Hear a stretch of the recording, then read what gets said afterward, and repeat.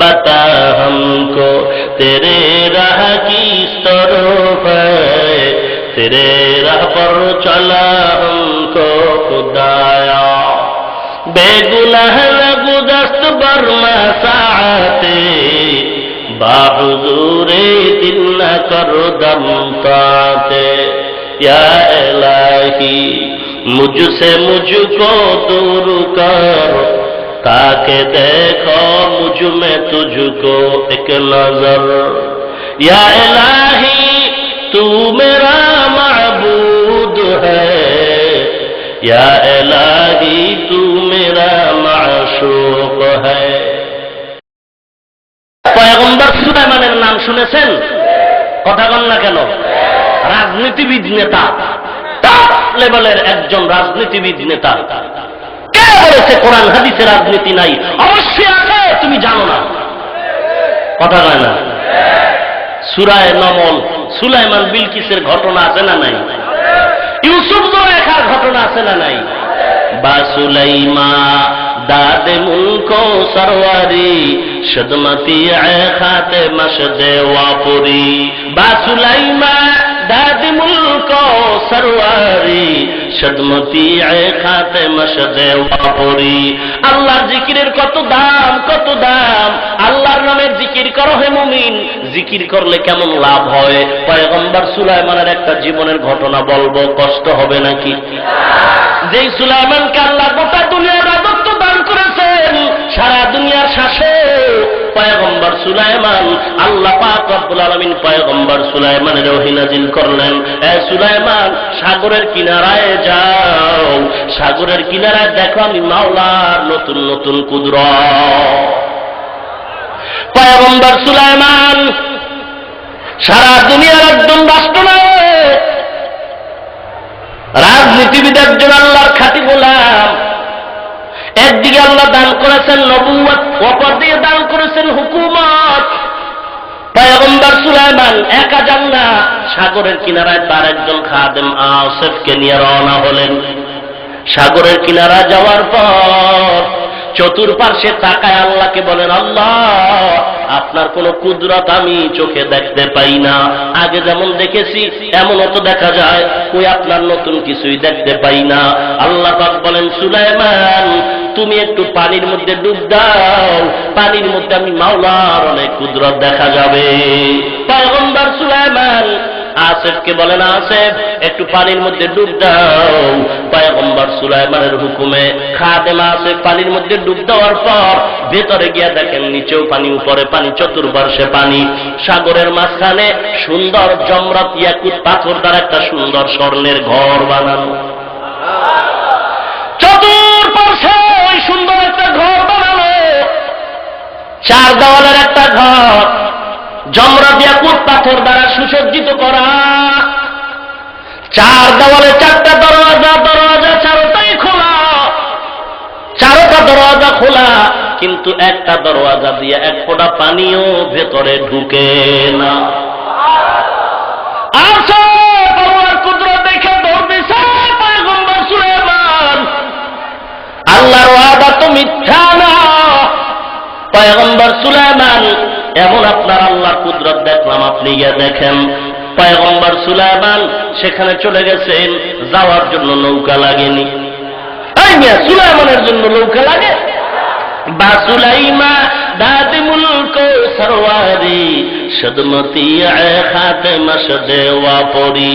পয়গম্বর সুলাইমান ও চার দেওয়ালওয়ালা ঘরের কিনারে গিয়ে তাকায় দেখতেছেন, জমরাত ইয়াকুত পাথর দ্বারা সাজানো সুন্দর ঘর, চারটা দেওয়াল বেষ্টিত, চার দেওয়ালে চারটা বড় বড় দরওয়াজা, দরওয়াজাগুলো খোলা আছে, একটা দরওয়াজা দিয়ে এক ফোঁটাও পানিও ভেতরে ঢুকে না। আর ভেতরে তাকায় দেখতেছেন ঘরটা খালি না, খালি না, খালি না। একটা সুদর্শন যুবক তসবিহ নিয়া আল্লাহর জিকির করতেছে।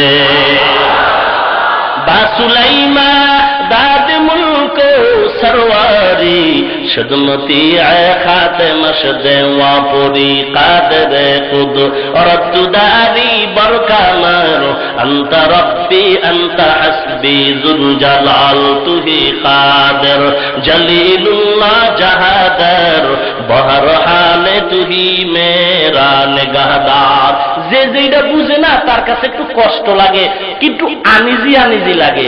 যে ফার্সি ভাষা বুঝে না সে কয় এগুলোর দরকারটা কি।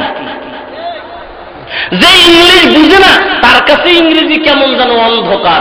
যে আরবি বুঝে না তার কাছে আরবি বলা কেমন যেন অন্ধকার।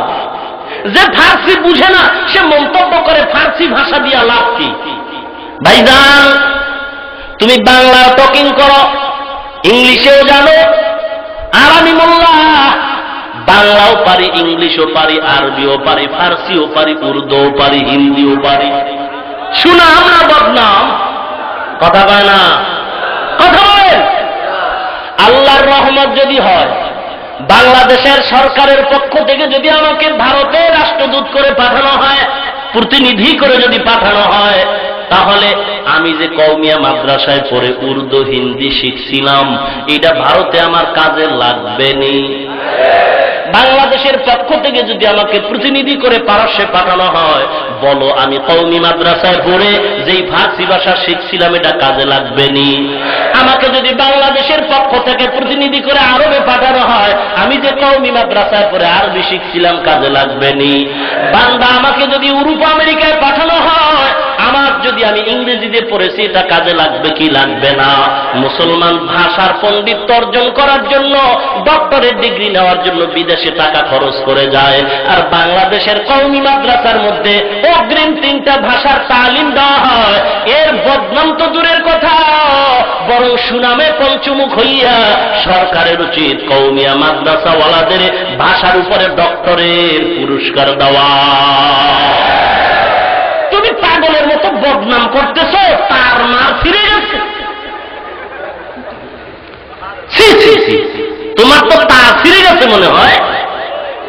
যেখানে ডক্টরেট ডিগ্রি ভাষার পাণ্ডিত্য অর্জন করার জন্য সেই ভারতের সন্তান অক্সফোর্ড বিশ্ববিদ্যালয় থেকে অনেক ভাষার পণ্ডিত্য অর্জন করে আসলো, আর সেই ভাষার কিছু তালিম মাদ্রাসাওয়ালারা দিতেছে, এটা বদনাম না সুনাম?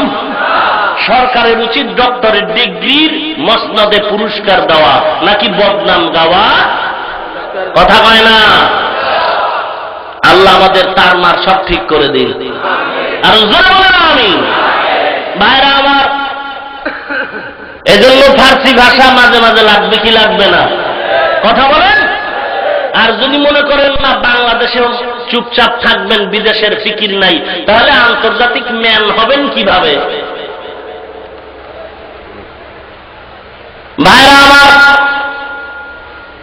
বলবেন ইংলিশ যে আছে, ইংলিশ দিয়ে তো সব সাত করা ফেলা হবে। অনবীর উম্মত ইংরেজি দিয়ে সব জায়গায় চলবে না। এমন কিছু জায়গা আছে তাদের মাতৃভাষা বড় মজার ভাষা। কি বলেন? সরকার কর্তৃক বিচারপতিদের আমি একটু ধন্যবাদ দেই, বাংলা ভাষার উপরে যে একটু জোর দিয়েছেন এজন্য। কারণ বড় দুঃখের সাথে বলতে হয় যে বাংলা ভাষার জন্য অকাতরে জীবন দিল যে যুবক, সেই বাংলা ভাষাটাকে ইংরেজিতে স্মরণ করা হয়। এর চেয়ে দুঃখ আর কি থাকতে পারে? বাংলাদেশের মানুষ বাংলা মাস জানে না, আরবি জানবে দূরের কথা, ইংলিশ নিয়ে দৌড়ায়। কি বলেন? কোথায় যাবে? ভাইরা আমার, আসলে সব গোড়ায় গন্ডগোল। কোথায় গন্ডগোল? গোড়ায়। কলব যার, জিকির যার ভালো, কলব তার ভালো। যার কলব ভালো তার নামাজ ভালো, যার নামাজ ভালো তার সব ভালো। الذين يذكرون الله قياما وقعودا وعلى جنوبهم ويتفكرون في خلق السماوات والأرض ربنا ما خلقت هذا باطلا سبحانك فقنا عذاب النار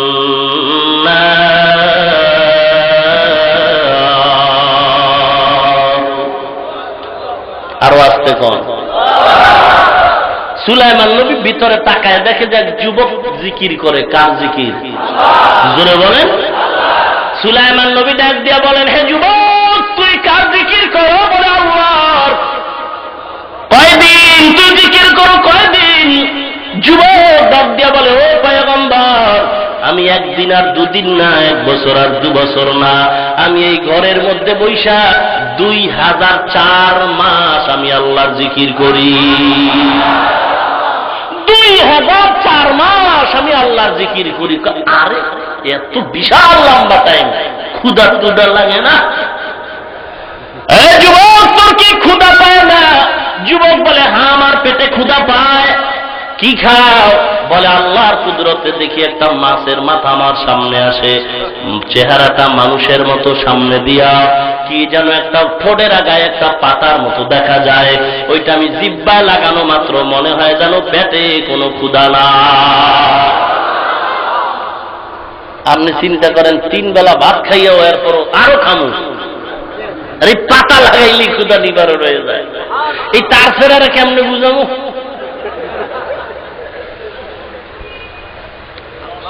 মায়া আমার, সুলাইমান নবী আল্লাহর কাছে, ও খোদা, তুমি আমারে এত বিশাল ক্ষমতা দিছ, আমি সব মাখলুকাতের একবেলা খানা খাওয়াতে চাই। তাই নাকি? বলে, হ্যাঁ, দে, দাওয়াত দে। আল্লাহর যত মাখলুকাত আছে সবার দুপুরবেলা খানার দাওয়াত। সাগরের থেকে বিশাল এক মাছ আসছে, আইসা কয়, কি খানা দিছ? আমার একারই তো হবে না। চিন্তা করে পয়গম্বর সুলাইমান সেজদায় পড়ে কাঁদেন, আল্লাহ, সারা দুনিয়ার মাখলুকাতের জন্য তো বিশাল খাবার আয়োজন, একটা মাছ বলে তার নাকি হবে না একবেলা, তাহলে এই মাছের তো তুমি 3 বেলা খাওয়াও। ও খোদা, তুমি তো রাজ্জাক, আর দুনিয়াতে কেউ রাজ্জাক হতে পারে না। ওয়া তারযুকু মান তাশাউ বিগাইরি হিসাব।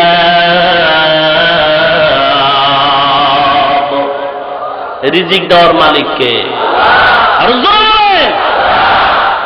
আসলে আল্লাহ। তাহলে গ্রামীণ ব্যাংকে যান কেন? আসলে বুঝে বুঝে কত রিজিক দেওয়ার মালিককে ইমানের সাথে বলছেন আল্লাহ রিজিক দেওয়ার মালিক, এটা আসলেই সত্য। তাহলে ওদিকে যান কেন? ও মাঝে মাঝে আল্লাহ একটু ডিল দেয়, রিজিক দেয় না। হ্যাঁ, মাঝে মাঝে আল্লাহ অক্ষম হয়ে যায়। জোরে বলেন না কেন? আল্লাহ রিজিক দেন কিছুদিন না সব সময়? অল্প না পরিপূর্ণ? বিশ্বাস হয়? আমরা টুপিওয়ালারা তো বিশ্বাস করি, টুপি ছাড়া যারা আছেন এরা কম। রিজিক দেওয়ার মালিক কে? অল্প না বেশি? একদিন না সব সময়? তাহলে রিজিক যিনি আল্লাহ দিবেন, এটাই তো আল্লাহর ওয়াদা। আমি বাংলাদেশের মুসলমান তথা ফরিদগঞ্জের মুসলমানের প্রশ্ন করতে চাই, হ্যাঁ ফরিদগঞ্জের মুসলমান, আমার প্রশ্নের জবাব দেন। আল্লাহ যদি রিজিক দেওয়ার জিম্মা নেয়, আল্লাহ যদি রিজিক দান করেন, একটু বলবেন আপনি তাহলে কেন চাকরির জন্য দৌড়ান? আপনি কেন সরকারের বিরুদ্ধে স্লোগান দিতেছেন? সরকার সাহেবা আমাদের দাবি মেনে নাও, কারণ আমাদের বেতন 30,000 হয় না, আরো 20 লাগবে। যেই কোদাকুদি চলতেছে, অনশন ধর্মঘট চলতেছে, বেতন বাড়াও, বেতন বাড়াও। ওরে যেই মালিক, রিজিকের মালিক যদি আল্লাহই হয়, তাহলে তুমি এত টেনশন কেন করো? চাকরির ঘরে আগুন জ্বালায় দাও, ব্যবসা বন্ধ করে নামাজ পড়ে ওই নাকটাই না বালিশের গোড়ায় মাথা নিচু করে ঘুমাও। ফজরের আগে বালিশের নিচে আল্লাহ রিজিক দিয়ে যাবেন না। বুঝা সুবহানাল্লাহ? চিন্তা করছেন? আপনারা আমার কথার সাথে একমত কিনা বলুন। প্রশ্নটা আবার বলছি, রিজিক দেওয়ার মালিক কে? আল্লাহ যদি রিজিক দেওয়ার মালিক হয়, তাহলে ওই সমস্ত মুসলমানকে প্রশ্ন করব, যেহেতু রিজিক দেওয়ার মালিক পরিপূর্ণ আল্লাহ, অতএব তুমি চাকরি করো কেন? তুমি ব্যবসা করো কেন? সরকারের বিরুদ্ধে বেতন বাড়াবার আন্দোলন করো কেন? তুমি নাক টানিয়া ঘুমাও, ফজরের আগে বালিশের নিচে খানা আল্লাহ দিয়া যাবেন। কথা কয় না? তা কি করবেন? কি করবেন? বুঝি না। চেষ্টা করতে হবে। কি করতে হবে? ওয়াল্লাযীনা জাহাদু ফীনা লানাহদিয়ান্নাহুম সুবুলানা ওয়া ইন্নাল্লাহা লামাআল মুহসিনিন।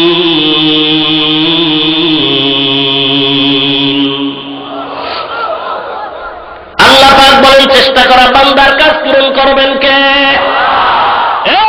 একটা প্রশ্নের জবাব দিতেছি, ও নবীর উম্মত, রিজিক দেওয়ার মালিক আল্লাহ সবাই স্বীকার করার পর আবার রাস্তায় দৌড়ায় কেন বলে চেষ্টা করা বান্দার কাজ পূরণ করবেন কে? আল্লাহ যদি রিজিক দেওয়ার মালিক বটে, তবে রিজিকের জন্য চাকরি সন্ধান করা বান্দার চেষ্টা করার দায়িত্ব। ইসলামের হেফাজত করবেন আল্লাহ, কোরআনের হেফাজত করবেন আল্লাহ, ইমানের হেফাজত করবেন আল্লাহ। তাহলে টুপিওয়ালারা ময়দানে কেন আবার স্লোগান দাও, রাস্তায় স্লোগান দাও, চিল্লাও? কোরআন হেফাজত করবে আল্লাহ, রাস্তায় কেন মোল্লারা চিল্লাইতেছ? ইসলাম হেফাজত যদি আল্লাহ করে, তাহলে তোমরা রাস্তায় কেন স্লোগান দাও? ইসলাম হেফাজতের জন্য কেন চিল্লাইতেছ? জবাব নাও, জবাব নাও।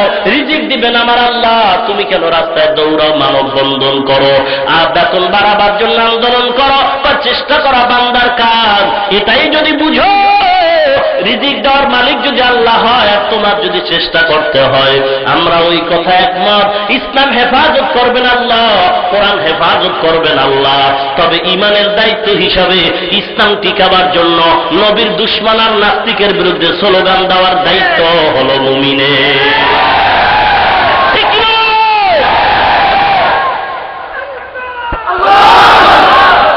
ভাইরা আমার, চেষ্টা করার দায়িত্ব আছে না নাই? জোরে বলেন। ইন্না নাহনু নাযালনা যিকরা ওয়া ইন্না লাহু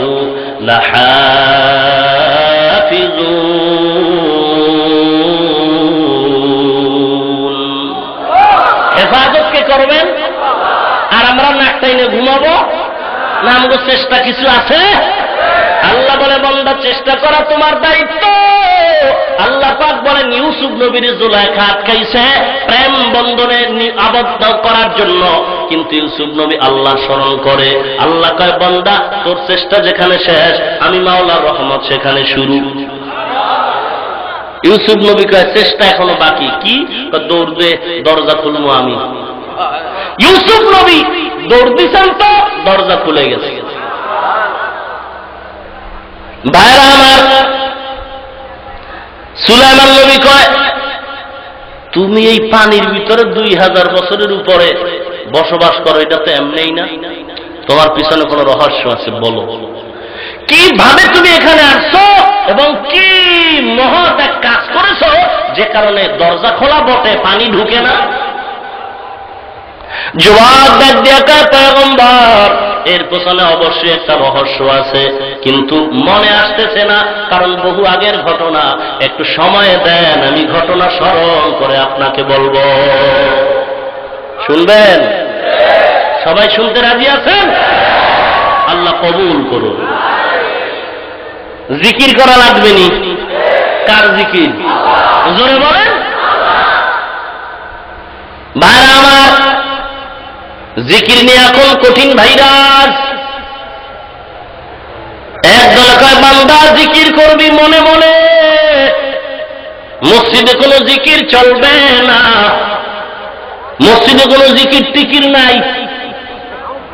একটা ভাইরাস। আপনাকে পরিদ্বন্দ্ব না থাকতে পারে, আমার দীর্ঘ অভিজ্ঞতার আলোকে কথাগুলো বলছি, কারো বিরুদ্ধে নয়, ইমানের তাগিদে বুঝাবার জন্য বলছি। রেকর্ড করুন। কোরআন হাদিসের বিপক্ষে যদি বলি আপনার প্রশ্ন করার সুযোগ আছে, তবে বেয়াদবের মতো নয়, আদবের সাথে করার চেষ্টা করবেন। বেয়াদব আল্লাহর রহমত থেকে বঞ্চিত, মানুষের দোয়ার থেকে বঞ্চিত। আদবের মাধ্যমে বরকত পাওয়া যায়, বরকত পাওয়া যায়। এজন্য প্রত্যেকটা কাজের আদব আছে। কোন এক আল্লাহর ওলি বয়ান করেন, প্রত্যেকটা জিনিসের সৌন্দর্য আছে, মানুষের সৌন্দর্য হলো আদবের ভেতরে। লিকুল্লি শাইইন জিনাতুন ফিল ওয়ারা ওয়া জিনাতুল মারই তামামিল আদাবি আজ খুদা খাহিমে তৌফিকে আদব বেআদব মাহরুম গাশ আজ ফজলে রা।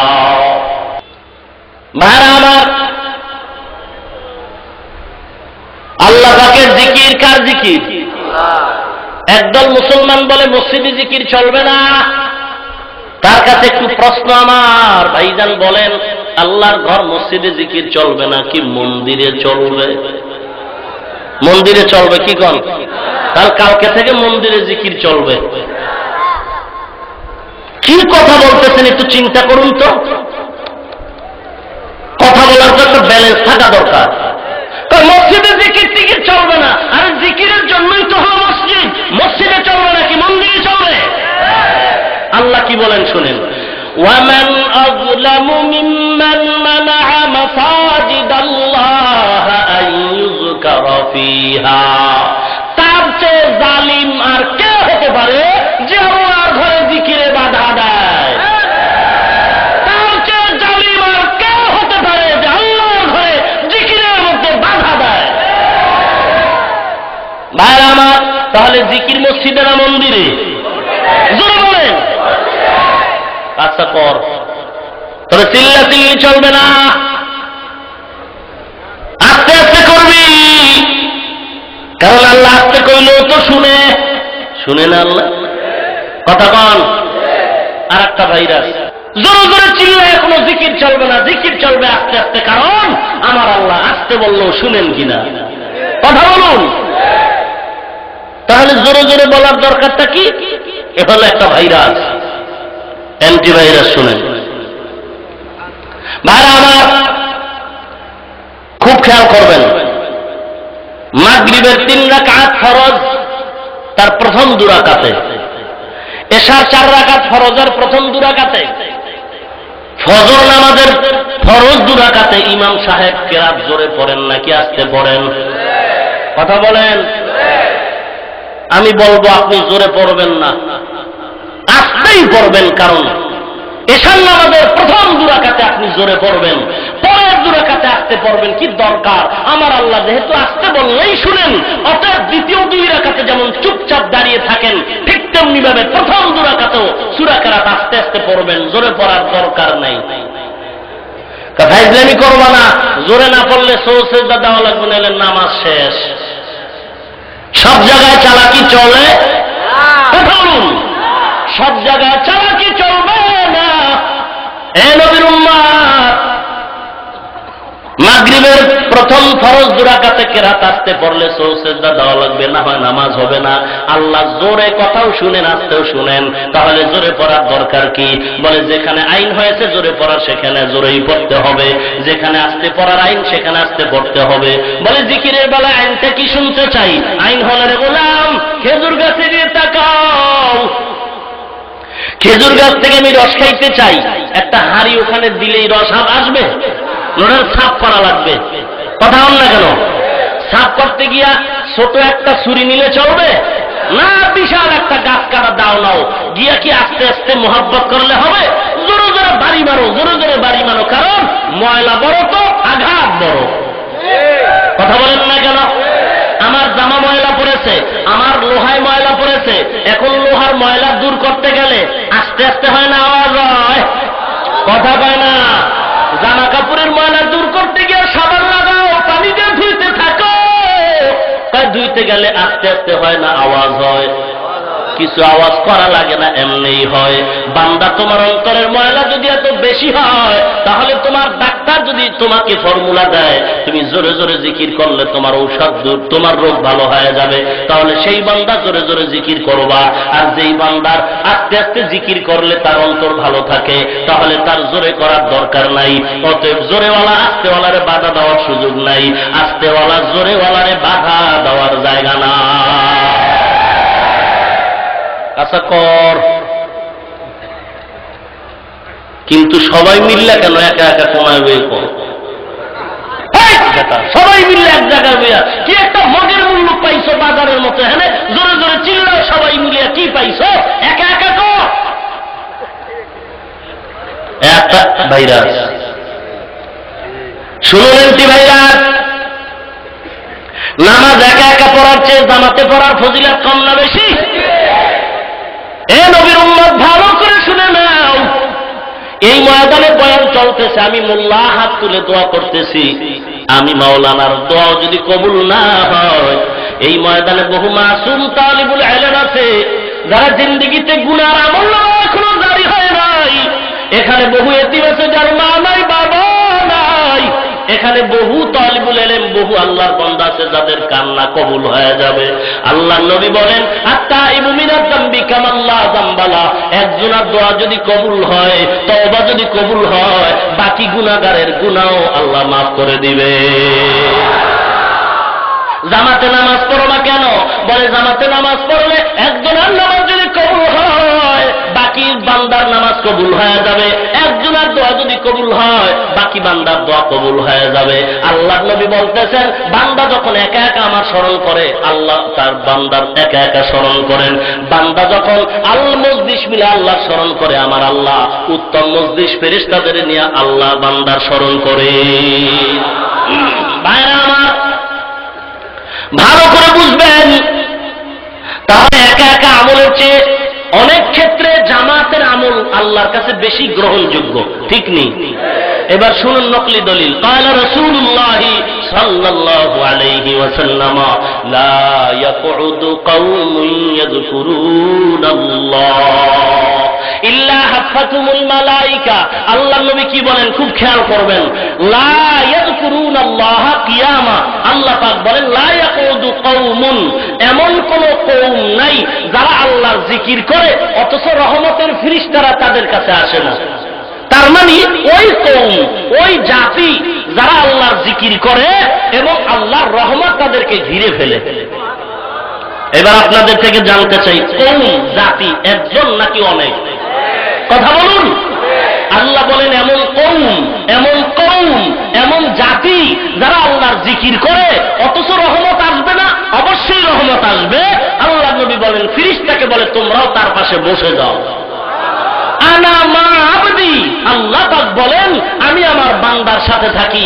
ইয যাকারানি ওয়া তাহাররাকাত বি শাফাতা, বান্দা যখন ঠোঁট নাড়ায় আমি মাওলার জিকিরের সাথে আমি তার কিনারায় কুদরতি ভাবে বসে যাই।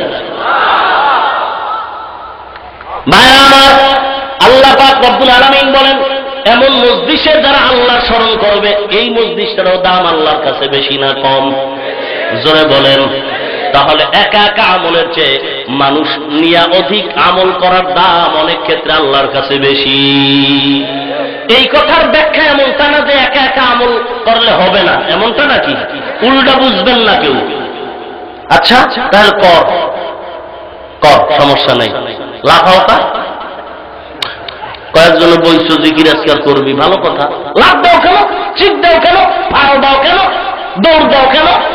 আর এক ভাইরাস কথা কয় না, এটা কঠিন ভাইরাস। তাই ব্যাপার আল্লাহর নামে জিকির করবি, চুপচাপ করে জিকির করবি। লাভ দাও, চিৎ দাও, দৌড় দাও, ফাড় দাও। এক বক্তার ভিডিও, একটা বয়ান দেখছি, সেই ব্যাপারটারে খুব নিজেই অঙ্গি ভঙ্গি করে ব্যঙ্গ করতেছে। তার মানে এগুলো কোরআনে নাই। আরে আজীব কথা, তুমি পাও নাই এজন্য কোরআনে নাই? আছে, তুমি সেই দরজায় ঢুকো না। একটা উদাহরণ দেই। এখানে বহু আল্লাহর বান্দা বলছেন, জীবনে হয়তো মসজিদেও যান নাই, ওয়াজেও বসেন না, এমন লোকও থাকতে পারেন কিনা? সেই লোকটা কোরআনের বয়ান শুনছে, হঠাৎ করে এমন একটা হিট আসছে, কোরআনের এমন একটা কথা আসছে, তার শরীরে একটা ঝাড়া দিছে, কম্পন হয়েছে। হয় কি হয় না? যেই লোকটা জীবনে মসজিদে গেল না, ওয়াজে গেল না, সে বৈশাখ কোরআনের মহব্বতে যদি অন্তরে একটা আঘাত করতে পারে, আর যেই বান্দা 24 ঘন্টা আল্লাহর মহব্বতে দৌড়ায়, তার তো কলিজা ফাইটা মারা দরকার। তার ভিতরে আঘাত করবে না কেন? আল্লাহ কি মজা করে কোন আফসোসের সাথে সেই দিন মুমিনের কি আসবে না? সেই সময় কি মুমিনের আসবে না যখন তাদের জিকিরে তাদের অন্তর প্রকম্পিত হয়ে যাবে? আলাম ইয়ানি লিল্লাযীনা আমানু আন তাখশা কুলুবুহুম লিযিকরিল্লাহ। সেই সময় মুমিনের কি আসবে না যখন তাদের জিকিরের দ্বারা তাদের অন্তর প্রকম্পিত হয়ে যাবে? শুনুন, আল্লাহ মুমিনের ভিন্ন জায়গায় পরিচয় দিচ্ছেন। কোরআনে আল্লাহ বলেন, ইন্নামাল মুমিনুনাল্লাযীনা ইযা যুকিরাল্লাহু ওয়াজিলাত وجلت قلوبهم وإذا تليت عليهم آياته زادتهم إيمانا وعلى ربهم يتوكلون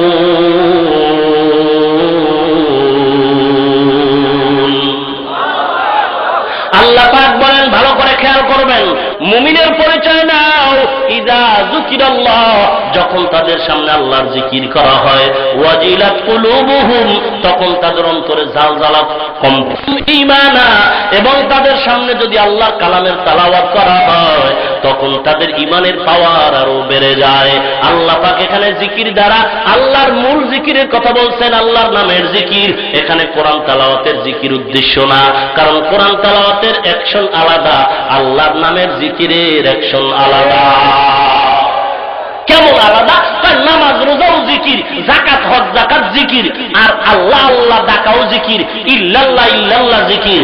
আবার ভাইরা ইল্লাল্লাহ চলবে কই যাবে? ভাইরা আমার, হাজারির সুনাম ধন্য আলেম, বাংলাদেশের লক্ষ কোটি আলেমের উস্তাদ আল্লামা আহমদ শফি দামাত বারাকাতুহুম বলেছেন যে আলেম বলবে ইল্লাল্লাহ জিকির জায়েজ নাই, তাকে আলেম বলা জায়েজ নাই। কুল, হে নবী বলুন, লা ইয়ালামু মান ফিস সামাওয়াতি ওয়াল আরদিল গায়বা ইল্লাল্লাহ। আসমান জমিনের বাসিন্দারা কেউ গায়ব জানেন না, ইল্লাল্লাহ, একমাত্র। কোন বান্দা যদি ইল্লাল্লাহ কোরআনের শব্দ মনে করে এরকম জপতে থাকে, আরবি অক্ষরের এক একটা নেক তার আমলনামায় আসবে কি আসবে না? তাহলে আপনি নাজায়েজ ফতোয়া দেন কিভাবে? অবশ্যই হিংসার বহির প্রকাশ। ভাইরা আমার, আল্লাহ পাক বলেন মুমিনের সামনে যদি জিকির করা হয় তখন তাদের অন্তরে কম্পন হবে। আল্লাহর নামের জিকিরের তাসির আলাদা। তাই নামাজ রোজাও জিকির আর আল্লাহ আল্লাহ ডাকাও জিকির। ব্যবধান কি? অন্য জিকির সব সময় চলে না, আল্লাহর নামের জিকির সব সময় চলে। নামাজের জিকির সব সময় চলে, সূর্য ওঠার সময় নামাজের জিকির চলে। কথা বলুন। মুসলমান নবীর উম্মত, নামাজের জিকির সব সময় চলে না, লা ইলাহা ইল্লাল্লাহর জিকির সব সময় চলবে। কোরআন তেলাওয়াতের জিকির সব সময় চলে না, লা ইলাহা ইল্লাল্লাহর জিকির সব সময় চলবে। যাকাত নামের জিকিরটা সব সময় চলবে না। মুসলমান বছরে একবার ধনী যদি হও চলবে না, চলবে না। আল্লাহর নামের জিকির সব সময় চলবে। এ মুসলমান, হজের জিকির ধনী হলে জীবনে একবার চলবে, ভিন্ন সময় তোমার হজের জিকির চলবে না। আল্লাহর নামের জিকির সব সময় চলবে। হে নবীর উম্মত, ভালো করে শুনে নাও, আল্লাহর নামের জিকির কেমন চলবে? বলে দাঁড়ানো অবস্থায় জিকির চলবে, বসা অবস্থায় আল্লাহর নামের জিকির চলবে। অল্প অল্প চলবে না, বরং বেশি বেশি আল্লাহর নামের জিকির চলবে। যত বেশি করবা ততই অন্তর পরিষ্কার হবে, অন্তর তার পাওয়ার বাড়বে। আর যার অন্তরের পাওয়ার বাড়বে, ওই বান্দা চোখ বন্ধ করে দেখবে সারা দুনিয়া তার হাতের মুঠো। ভাইরা আমার, আল্লাহ পাকের জিকির মুমিনের সামনে যখন করবে তার কলবে জালজালা হবে, কম্পন হবে, কম্পন। মাঝে মাঝে ভূমিকম্প হয়নি? ঢাকাওয়ালারা টের পায় না, ফরিদগঞ্জের বিল্ডিং ভাঙিয়া সেজদা করে রয়েছে। হ্যাঁ, মাঝে মাঝে ভূমিকম্প হয় বটে, কিন্তু কোন জায়গায় টের পাওয়া যায় না, কোন জায়গায় টের পাওয়া যায়। আল্লাহর জিকিরের কম্পনটাও এমন, কারো মধ্যে তাসির হয় শান্তভাবে, কারো মধ্যে অ্যাকশন হয় খুব জোরালো ভাবে। যাদের মধ্যে শান্তভাবে তাসির হয়, অ্যাকশন হয়, তাদের কথা বলেন আল্লাহ। আলা বিযিকরিল্লাহি তাতমাইন্নুল কুলুব। আল্লাহর জিকিরের মাধ্যমে কারো অন্তর শান্ত হয়, এটা জান্নাতের নামের জিকির। আর ওই বান্দা যাদের জিকিরের দ্বারা কম্পন প্রকম্পিত হয় সিনার মধ্যে, এটাই জিকির কবুলিয়তের লক্ষণ। তুমি জিকির করবা চুপচাপ, এটা জিকিরের অ্যাকশন হবে না। প্রত্যেকটা জিনিসের একটা অ্যাকশন জারি হবে, ঠিক কিনা বলেন? ভাইরা আমার, ইচ্ছা করে যদি কেউ লাভ দেয় ৭,০০০ বছর জাহান্নাম, আর অনিচ্ছায় যদি কেউ দেয় সেজন্য কেউ দেয় না, বরং আল্লাহ আল্লাহর কাছে হয়তো সে পুরস্কারও পাবে, ঠিক কিনা? অতএব কেন লাভ দিল, কেন কি করলো? আল্লাহর জিকির করলেই কলিজায় কম্পন হবে। আর কম্পন মানে কি ঠান্ডা থাকবে নাকি নড়াচড়া করবে? নড়াচড়া কারোটা উগ্র হতে পারে, কোনোটা শান্ত হতে পারে, সেটা ভিন্ন কথা। তোমার মধ্যে জিকিরের দ্বারা হয়তো বা তোমার তাকওয়া যদি পরিপূর্ণ থাকে, তুমি কন্ট্রোল করতে পারলে সে সওয়াব আলাদা। আর যে কন্ট্রোল করতে পারবে না, অনিচ্ছায় যদি তার কম্পন হয়ে লাভ দেয়, সেটা আলাদা। ওর ফলও আমার মাওলার দরবার থেকে আসবে। কিন্তু এই লাফালাফি কখন হবে? শরীয়তের পূর্ণ আমলের মজবুতি যখন তোমার মধ্যে আসবে। তোমার মধ্যে শরীয়তের আমল নাই, তুমি বাবার দরবারে গিয়ে লেডিস আর জন্ডিস লয়ে লাভ দিছো, এটা কি এসকো? কথা কম, এটা তো পশুত্ব আর কিচ্ছু না। যার মধ্যে শরীয়তের আমল থাকবে না, কখনো তার মধ্যে লাফালাফি আসতে পারে না। আল্লাহ বুঝার তৌফিক দান করুন। তাহলে যারা আপনাদেরকে বলবে জিকির তো আমরাও করি, কোরআন শরীফও তো জিকির, আর নামাজ পড়াটাও তো জিকির, কিন্তু আজকে আলোচনায় কি বুঝলেন? সবই জিকির, কিন্তু আল্লাহর ইসমে জাতের নাম এই জিকিরটা আর ওই জিকির এক না আলাদা? কথা বলুন। অতএব আল্লাহর জিকির চলবে কি চলবে না? জোরে বলেন। চলবে। কেমনে? আল্লাহর জিকির চলবে। আমি কেমনে করব? আল্লাহ কইছে উযকুরুল্লাহ, করো, বেশি বেশি করো। পদ্ধতি শিখতে হবে না? ভাইরা আমার, পদ্ধতি কেমনে শিখবো? বলে বান্দা, তোমরা জাকিরিন আল্লাহ ওয়ালার কাছে যাও, রুহানি ডাক্তারের কাছে যাও, শরীরের রোগ ভালোর জন্য ডাক্তারের কাছে যাও, আত্মার রোগ সারার জন্য আল্লাহওয়ালার কাছে যাও। আল্লাহ পাকের জন্য বারংবার বলতেছেন নবীর উম্মত, আল্লাহওয়ালা যারা তাদের কাছে যাও। আল্লাহওয়ালা কারা?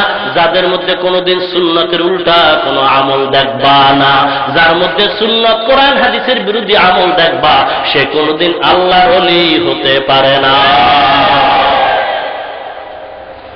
আল্লাহ বুঝার তৌফিক দান করুন। আর জোরে বলেন আমিন। কষ্ট হচ্ছে আপনাদের? আর একটু চলবে কি? বা সুলাইমা দাদে মুলকো সরওয়ারি সদমতি খাতে মসদে ওয়াপরি। এই মেখল একটা জায়গা আছে হাটহাজারীর কিনারায়, ওখানে একজন মুফতি সাহেব, সকলের কলিজার টুকরা মুফতি আজমদার লাকাব মুফতি ফয়জুল্লাহ রহমাতুল্লাহ আলাইহি। তিনি যখন ইন্তেকাল হবেন, বিছনায় পড়ে গেছেন, হাজার হাজার আলেম তার সামনে বসা। ডাক্তার আসার পর টেলিস্কোপ যন্ত্রটা বুকের উপরে ধরে দুইটা মাথা কানে লাগায় ডাক্তার একটা চিৎকার মেরে জমিনের মধ্যে বেহুশ হয়ে পড়ে গেল। হুশে আসার পরে প্রশ্ন করা হলো, ডাক্তার তুমি চিৎকার মেরে পড়ে গেলা, কারণটা কি? ডাক্তার কসম করে বলে, ভাইজান আমি কসম করে বলছি, 10,000 মানুষ এক জায়গায় বসে জিকির করলে যেমন আওয়াজ হয়, মুফতি ফয়জুল্লাহর সিনার মধ্যে তেমন জিকিরের আওয়াজ পাইলাম।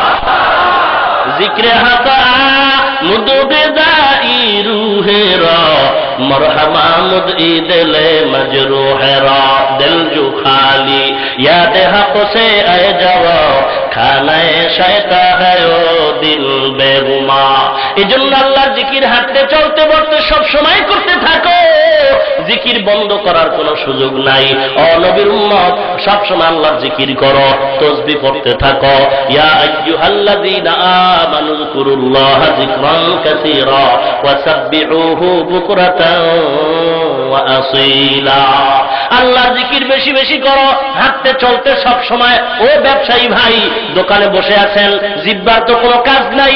পয়গম্বর বলেন, লা ইয়াজালু লিসানুকা রাতবান মিন যিকরিল্লাহ, তোমার জিহ্বাটা আল্লাহর জিকিরের রসের দ্বারা ভিজায় রাখো। সব সময় জিহ্বাটা আল্লাহর জিকিরের ফিকিরে রাখো। সুবহানাল্লাহি ওয়া বিহামদিহি সুবহানাল্লাহিল আযীম। মাঝে মাঝে দরুদ পড়ো, লম্বা দরুদ যদি না পারো ছোট আকারে পড়ো। সাল্লাল্লাহু আলাইহি ওয়াসাল্লাম, সাল্লাল্লাহু আলাইহি ওয়াসাল্লাম, সাল্লাল্লাহু আলাইহি ওয়াসাল্লাম। পয়গম্বর সুলাইমান যুবকরা ডাক দিয়ে বলেন, যুবক তুমি এখানে কেমনে আসছো? বলে, একমাত্র আল্লাহর জিকিরের মর্যাদা আল্লাহ আমাকে দান করেছেন, আমার জিহ্বাটা আল্লাহর জিকিরে ভিজায় রাখতেছি। আল্লাহর নবী বলেন, বান্দা তুমি যা করো আল্লাহর জিকির বন্ধ করবা না, কারণ যেই বান্দা আল্লাহকে ভুলবে না, ওই আল্লাহ ওই বান্দারও ভুলবেন না। ফাযকুরুনি আযকুর আযকুরুকুম, বান্দা তুমি জিকির করো, আল্লাহ তোমার জিকির করে। বান্দা জিকির করবে ইবাদতের মাধ্যমে। আযকুরুকুম বিন-নি'মা, আযকুরুকুম বির-রাহমা, আযকুরুকুম বিল-মাগফিরা। আল্লাহ বলেন বান্দা তুই ইবাদতের মাধ্যমে আমার স্মরণ কর, আমি রহমতের মাধ্যমে স্মরণ করব, আমি মাগফিরাতের মাধ্যমে স্মরণ করব, আমি রহমত আর নাজাত আর নিয়ামতের মাধ্যমে স্মরণ করব। জোরে কোন সুবহানাল্লাহ। এতক্ষণ আলোচনায় জিকির করা লাগবে কি লাগবে না কি বুঝলেন? জোরে বলেন লা ইলাহা ইল্লাল্লাহ। জোরে জোরে লা ইলাহা ইল্লাল্লাহ, লা ইলাহা ইল্লাল্লাহ মুহাম্মাদুর রাসূলুল্লাহ। হাতে করু হাতের কাম, পায়ে করু পায়ের কাম, হাতে করু হাতের কাম, পায়ে করু পায়ের কাম। জবানে শুধু বলো হে মুমিন আল্লাহ তাআলার জাতি নাম, লা ইলাহা ইল্লাল্লাহ, লা ইলাহা ইল্লাল্লাহ মুহাম্মাদুর রাসূলুল্লাহ। বান্দা জিকির করবে যিনি এক বচনে জাকির, বহু বচনে জাকিরিন। আল্লাহর জিকিরের মধ্যে এত মজা, এত মজা যে জিকির না করে সে বুঝবে না। বগুড়া দইয়ের মধ্যে এত মজা যে না খায় সে বুঝবে না। কুমিল্লার রসমালের ভিতরে এত মজা যে না খায় সে বুঝবে না। সেজদার ভিতরে যে কেমন মজা যে না করে সে বুঝবে না। আল্লাহর জিকিরের মধ্যে যে কি মজা যে জিকির না করে সে কোনোদিন বুঝবে না। আল্লাহর নবী ইব্রাহিম ঘরের মধ্যে অবস্থান করতেছেন, শুনে বাড়ির মধ্যে দরজা কে যেন আল্লাহর জিকির করে ডাক দিছে। ইব্রাহিম নবী দৌড়ায় আর বলে তুমি কার নাম বলছো আর একবার শোনাও। বলে আমি তো এমনি শুনাইলাম একবার, আর এমনি শুনাবো না। কি শোনার বিনিময় কি দিবা? ইব্রাহিম নবী বলে আমার সম্পদের অর্ধেক তোমারে দান করব, তারপর আল্লাহর জিকির শোনাও। কারণ আল্লাহর নামের ভিতরে এত মজা, এই মজা দুনিয়ার আর কোন অন্য নামের ভিতরে পাওয়া যায় না। পয়গম্বর ইব্রাহিম বলে আর একবার শোনাও। বলে কি দিবা? বলে বাকি সম্পদ দিব। বলে না না, একবার শোনাবার পরে ইব্রাহিম কান্দে ভাই, আর একবার যদি শোনাও, আমার দেওয়ার মতো যদিও টাকা নাই পয়সা নাই, আমি তোমার গোলাম হয়ে জীবনটা কাটায় দিব। মুসাফির আর একবার শুনাইছেন, শোনাবার পরে ইব্রাহিম কাঁদে তুমি আর একবার আল্লাহর নামটা শোনায় দাও। কি দিবা? কয় দেওয়ার মতো কিছু নাই। মুসাফির ডাক দিয়ে কয় দরকার নাই, তুমি যাও বাড়ি যাও, আমি মুসাফির চললাম, টাকাও লাগবে না সম্পদ লাগবে না, কারণ আমি দুনিয়ার কোন মুসাফির না, আমি আল্লাহর পাঠানো ফেরেশতা হযরত জিবরাইল। আল্লাহ পাঠাইছে তোমাকে পরীক্ষা করার জন্য, তুমি পরীক্ষায় পূর্ণ কামিয়াব হয়ে গেছো।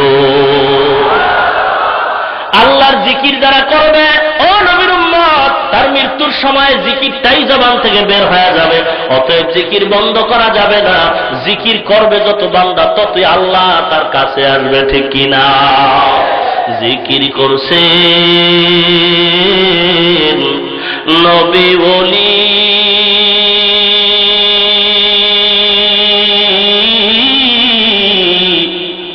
খোদার সাথে গেলেন মিলি, দিয়াছিলেন পর্দা খুলি, দিয়াছিলেন পর্দা খুলি, মাবুদ রব্বানা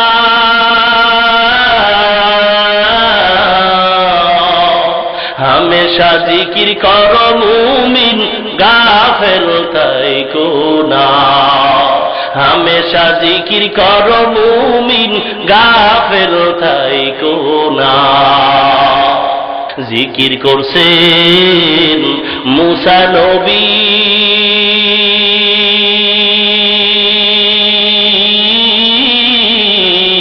তুর পাহাড়ে গেলেন চলি, খোদার নূরে পাহাড় জলে, খোদার নূরে পাহাড় জলে।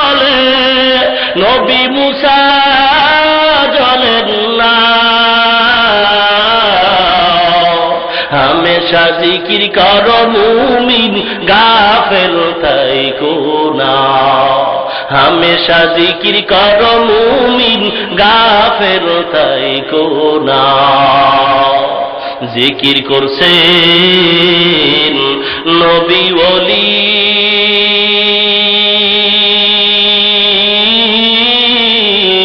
খোদার সাথে গেছেন মিলি দিয়াছিলেন পর্দা খুলি মাবুদ রব্বানা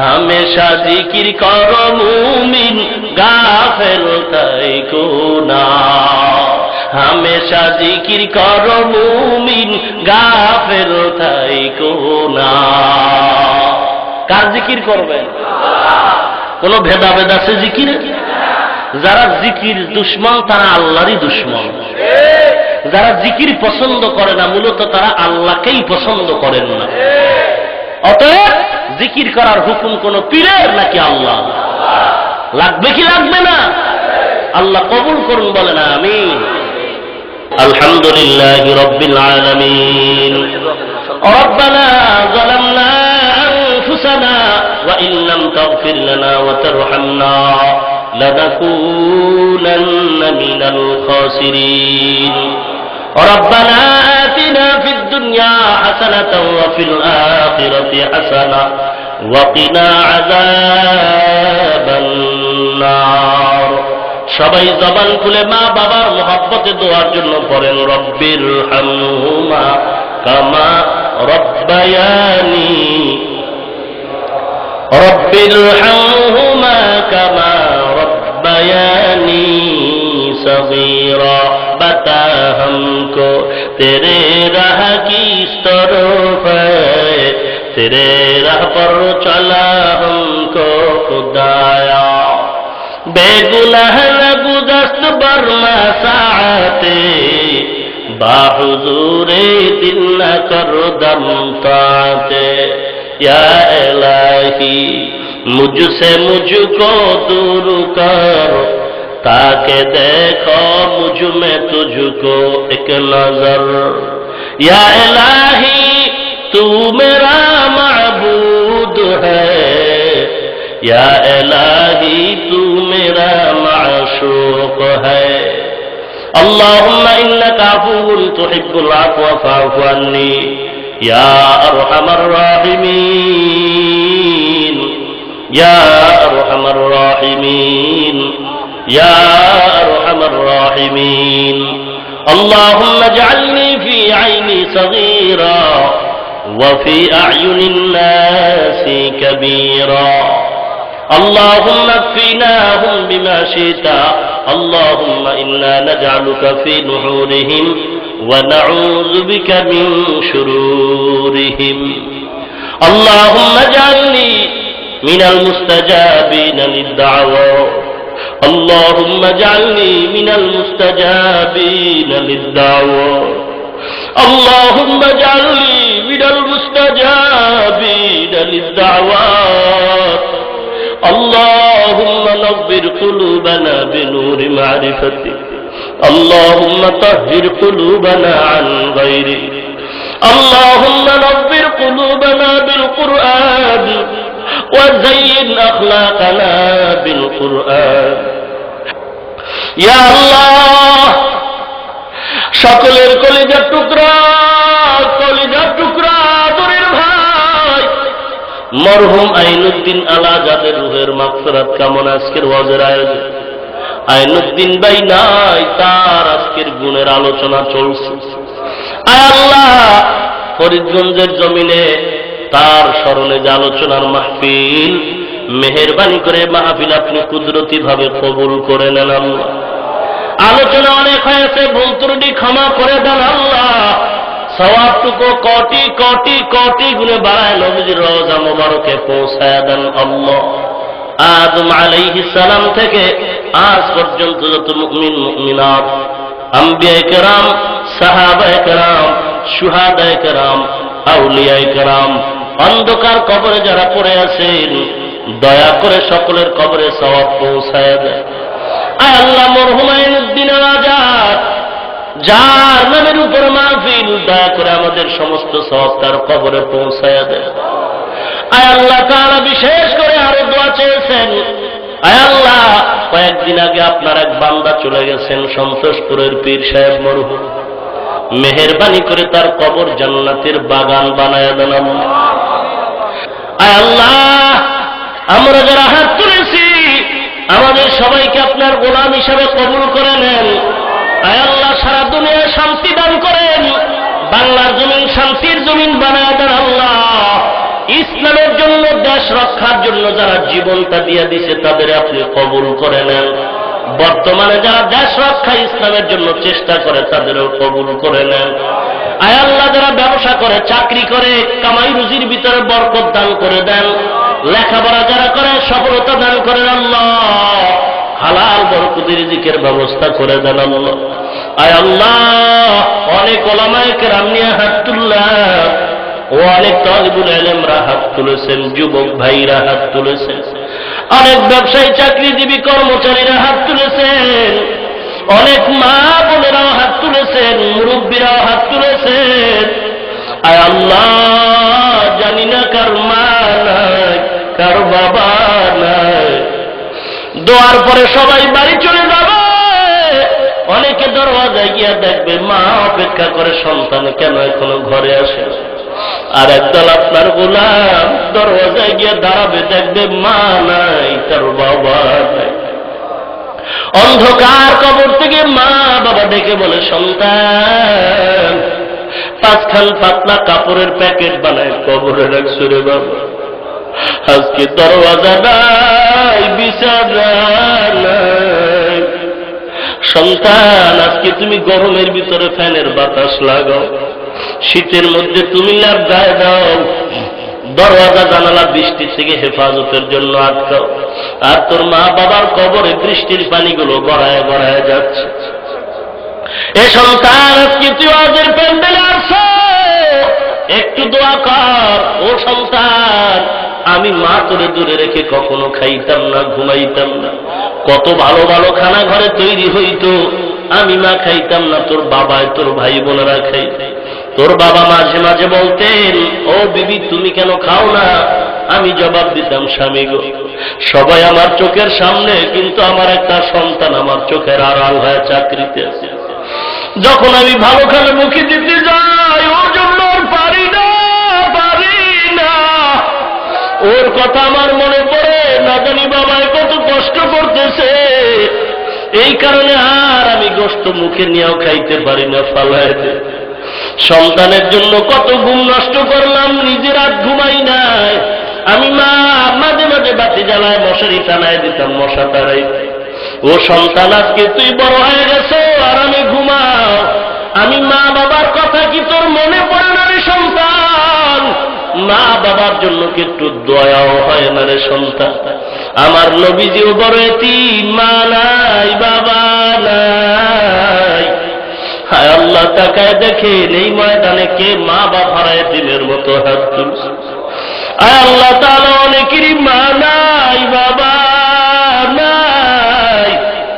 নজরুল ভাই দোয়া চেয়েছেন, আর অনেকে দোয়া চেয়েছেন মা বাবার জন্য। যার মা বাবা কবরে দয়া করে কুদরতি কায়দায় সকল মা বাবার কবর জান্নাতের বাগান বানায় দেন আল্লাহ। যার মা বাবা মুরব্বীরা বেঁচে আছেন হায়াত বাড়ায় দেন আল্লাহ। অনেকে অসুস্থতার জন্য দোয়া চেয়েছেন, কুদরতি ভাবে পূর্ণ সুস্থতা দান করেন আল্লাহ। আয় আল্লাহ শারীরিক মানসিক টেনশন থেকে হেফাজত করেন আল্লাহ। অভাবীদের অভাব দূর করে দেন, ঋণগ্রস্ত ঋণ পরিশোধের ব্যবস্থা করেন। আয় আল্লাহ তাআলা হালাল রিজিকের ব্যবস্থা করে দেন, 5 ওয়াক্ত নামাজ বা জামাত আদায় করার তৌফিক দান করেন। আয় আল্লাহ দুনিয়ার মোহাব্বত দূর করে দেন। আয় আল্লাহ সকলের অন্তরে হিংসা অহংকারী দূর করে ইখলাস পয়দা করে দেন। মাদ্রাসা মসজিদ কবুল করে নেন। যারা ওয়াদা করেছে সকলের দানগুলো যথাযথ আদায় করার তৌফিক দান করেন।